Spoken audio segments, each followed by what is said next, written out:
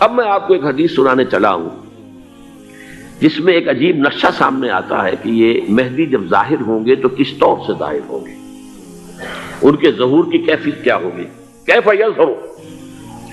یہ روایت ہے حضرت ام سلمہ سے رضی اللہ تعالی عنہ، حضور کی زوجہ محترمہ ہیں، فرماتی ہیں ام سلمہ عن النبی صلی اللہ علیہ وسلم قال یکون اختلاف عند موت خلیفۃ، موت خلیفۃ، حضور نے فرمایا ایک خلیفہ کی موت پر اختلاف واقع ہو جائے گا، خانہ جنگی ہو جائے گی۔ فَيَخْرُجُ رَجُلٌ مِّنْ أَهْلِ الْمَدِينَةِ حَارِبًا إِلَىٰ مَكَّةَ، پھر مدینے کے لوگوں میں سے ایک شخص نکلے گا، بھاگے گا اور جا کر پناہ لے گا اور چھپ جائے گا مکے میں۔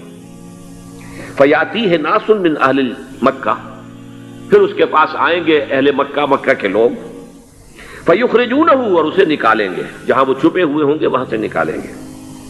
وَهُوَ كَارِهٌ، اور وہ بالکل اس کو پسند نہیں کر رہے ہوں گے، نہ وہ خواہش مند ہوں گے کہ ان کے ہاتھ پر بیعت کی جائے، نہ وہ یہ چاہیں گے کہ وہ میدان میں آئیں اور ان کو جو ہے اپنا لیڈر مانا جائے۔ وَهُوَ كَارِهٌ فَيُبَايِعُونَهُ بَيْنَ الرُّكْنِ وَالْمَقَامِ، لیکن لوگ جو ہے پھر اصرار کے ساتھ ان کے ہاتھ پر بیعت کریں گے رکن اور مقام کے درمیان۔ رکن وہ کونا ہے خانہ کعبہ کا جس میں حجر اسود لگا ہوا ہے، اور مقام ابراہیم جو ہے، ان دونوں کے مابین جو یہ علاقہ ہے یہاں پر وہ بیعت ہوگی۔ وَيُبْعَثُ إِلَيْهِ بَعْثٌ مِّنَ الشَّامِ، ان کے خلاف ایک لشکر بھیجا جائے گا شام سے۔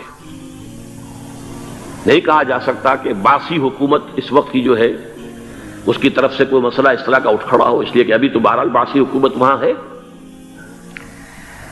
فَيُخْسَفُ بِهِمُ بِالْبَيْضَاءِ بَيْنَ مَكَّةَ وَالْمَدِينَةِ، لیکن اللہ تعالیٰ اس لشکر کو مکے اور مدینے کے درمیان وادی بیضاء میں دھسا دے گا زمین کے اندر، پورے کے پورے لشکر کو۔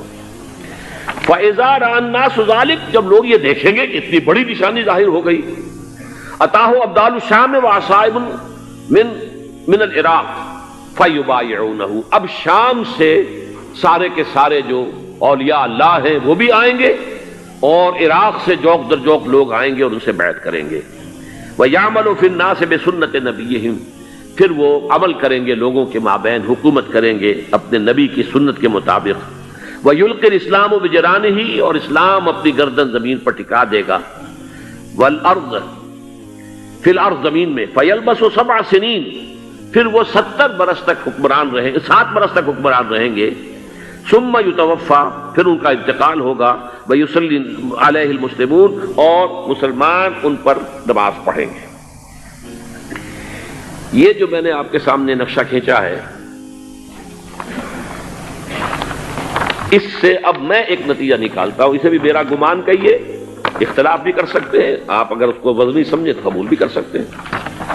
وہ یہ ہے کہ میرے نزدیک شاہ فہد کے انتقال پر لا محالہ یہ صورتحال پیدا ہو جائے۔ ولی عہد وہاں ہے عبداللہ بن عبدالعزیز، امریکہ کو وہ پسند نہیں کرتے اور امریکہ انہیں پسند نہیں کرتا، یہ بالکل تشتس بام ہے۔ امریکہ نے لازماً جس طریقے سے اپنے پنجے گاڑے ہیں سعودی عرب کے اندر، اپنا فوجی اڈا بنایا ہے، تو آسانی کے ساتھ وہاں سے اپنے پنجے ہٹانے کے لیے تیار نہیں۔ ایک حدیث میں آتا ہے قرن الشیطان، نجد سے شیطان کا سینگ برآمد ہوگا، وہ شیطان کا سینگ ہے، جو میزائل وہاں پر لگے ہوئے ہوں گے اس وقت، در حقیقت وہ سارے کے سارے جو ہیں وہ شیطان کے سینگ ہیں۔ بہرحال کوشش وہ کرے گا کہ جیسے کہ اس نے جارڈن میں کیا، کتنے عرصے سے وہاں شاہ حسین کا چھوٹا بھائی حسن جو ہے وہ ولی عہد تھا، عین وقت کے اوپر آ کر، اور پتہ نہیں کیسی کیسی دوائیاں دے کر اسے لے کر آئے ہیں شاہ حسین کو، مرتے ہوئے کو تھوڑی دیر زندہ رکھنے کے لیے، اور وہ تبدیلی کروا کر جو ہے واپس لے گئے ہیں۔ تو یہ معاملہ ہوا ہے، تبدیلی کروا دی، وہاں تو ہو گئی آرام سے، کوئی بات نہیں۔ بحرین میں بھی غالباً ایسا ہی معاملہ ہوا ہے، واللہ عالم، مجھے یاد پڑتا ہے کہ وہ چاہتے ہیں کہ ہمارا پسند کا آدمی آئے۔ اگر سعودی عرب میں یہ کام کیا گیا تو اس کا لازمی نتیجہ خانہ جنگی ہوگا، اس لیے کہ وہاں کی روایت کی بڑی سخت ہے، بڑی پختہ ہے۔ پھر یہ کہ وہاں جو ہے امیر عبداللہ جو ہے، جو وہاں پر اگرچہ سپہ سالار وہ نہیں ہے، کمانڈر ان چیف وہ نہیں ہے، کمانڈر ان چیف تو کوئی اور ہے، لیکن الحرس الوطنی جو ہے، نیشنل گارڈز، بہت بڑی فورس ہے وہ۔ اصل بیڈوین فورس جو ہے صحرا کے لوگوں کی عرب فورس، وہ در حقیقت الحرس الوطنی ہے، نیشنل گارڈ ہے، اور اس کا کمانڈر ان چیف یہ ہے امیر عبداللہ۔ تو لازماً یہ شکل جو ہے پوری ہو کر رہے گی۔ جیسے ہی یہ معاملہ ہوا شاہ فہد کے انتقال کا، تو یہ اختلاف ہوگا، خانہ جنگی ہوگی، پھر کوئی اللہ کا بندہ جو ہوگا۔ میرے نزدیک، میں آج سے کوئی 6-7 سال پہلے سالانہ اجتماع تھا تنظیم اسلامی کا راولپنڈی میں، میں نے اس وقت وہاں کہا تھا، اس سے ذرا اخبارات میں بھی کچھ وہ کنٹروورسی آئی تھی کہ میرے نزدیک امام مہدی پیدا ہو چکے ہیں، ان کے ظہور کا وقت قریب ہے۔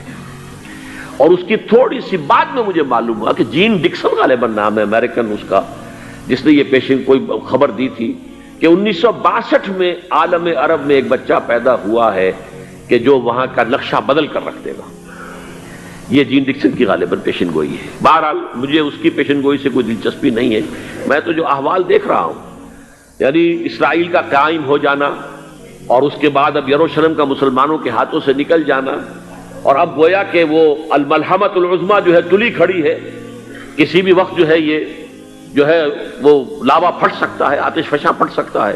تو یہ تمام حالات ایسے ہیں کہ جن کی وجہ سے میں سمجھتا ہوں کہ ایک تو جو قرآن مجید کے اشارات میں نے آپ کو بتائے، 14 صدیاں، 14 دن میں چاند کا پورا ہونا، والقمر اذا اتسق، 14 دن میں 14ویں کا چاند۔ اسی طرح اب یہ 14 صدیوں کے بعد یہ صدی جو 15ویں صدی ہے، یہ در حقیقت ظہور امام مہدی کی صدی ہے۔ لیکن یہ کہ امام مہدی کی حکومت قائم کرنے کے لیے کون لوگ آئیں گے؟ عرب جو ہیں وہ اندر سے کھوکھلے ہو چکے ہیں، عیاشی نے، دولت نے، پیسے نے، دولت، پیسہ، عیاشی، اس کی وجہ سے کھوکھلے ہو چکے ہیں۔ یہاں میں آپ کو 2 حدیثیں سنانا چاہتا ہوں۔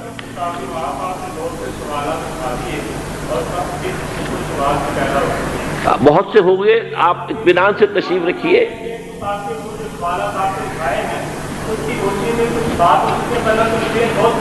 بہت ہوگی، بات ہوگی، آپ اس طرح صبر سے سن لیجئے۔ میں اب تقریباً اپنی گفتگو کے اختتام تک پہنچ رہا ہوں۔ سنن ابن ماجہ کی روایت ہے حضرت ابو ہریرہ سے رضی اللہ تعالی عنہ، قال قال رسول اللہ صلی اللہ علیہ وسلم اذا وقعت الملاحم بعث اللہ بعثا من الموالی هم اکرم العرب فرسا واجودہ سلاحا یوید اللہ بہم الدین، رواہ ابن ماجہ عن ابی ہریرہ رضی اللہ تعالی عنہ۔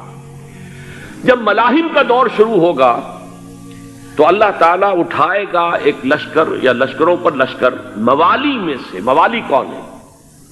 عربوں نے جب فتح کیا تھا اس پورے علاقے کو خلافت راشدہ کے دوران، اور پھر وہ لوگ جو ہے، ایک رائے تو یہ تھی کہ انہیں غلام بنایا جائے سارے آبادیوں کو، لیکن یہ کہ حضرت عمر کا اجتہاد تھا، اس کے مطابق جو ان کو غلام نہیں بنایا گیا، تو وہ موالی کی حیثیت رکھتے ہیں۔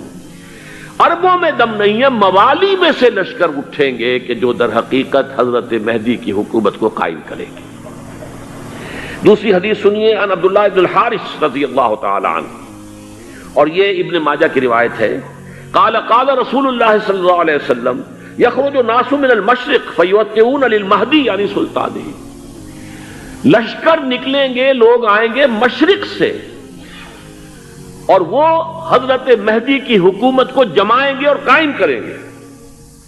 اب ذرا نوٹ کیجئے کہ جزیرہ نما عرب کے مشرق میں کون سے ملک ہیں؟ 3، ایران، افغانستان، پاکستان۔ یہ 3 سالڈ مسلم ممالک، مسلم آبادی اکثریت۔ ویسے تو یہ کہ آگے ہندوستان میں 20 کروڑ مسلمان ہیں، لیکن وہ 20 کروڑ جو ہے وہ تو 80 کروڑ کے اندر تحلیل ہو جاتے ہیں غیر مسلموں میں، لیکن یہاں جو معاملہ ہے یہ غالب اکثریت کے۔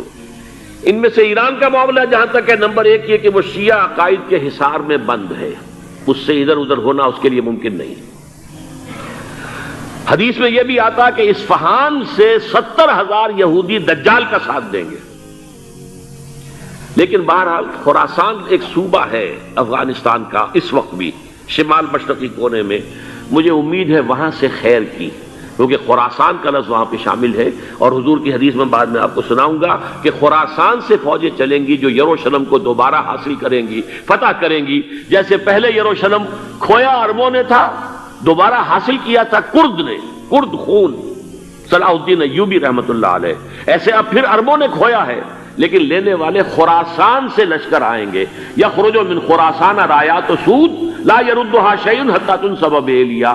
خراسان کے علاقے سے کالے علم لے کر لشکر چلیں گے جن کے رخ کو کوئی موڑ نہیں سکے گا جب تک کہ وہ جا کر یروشلم میں نصب نہ ہو جائے.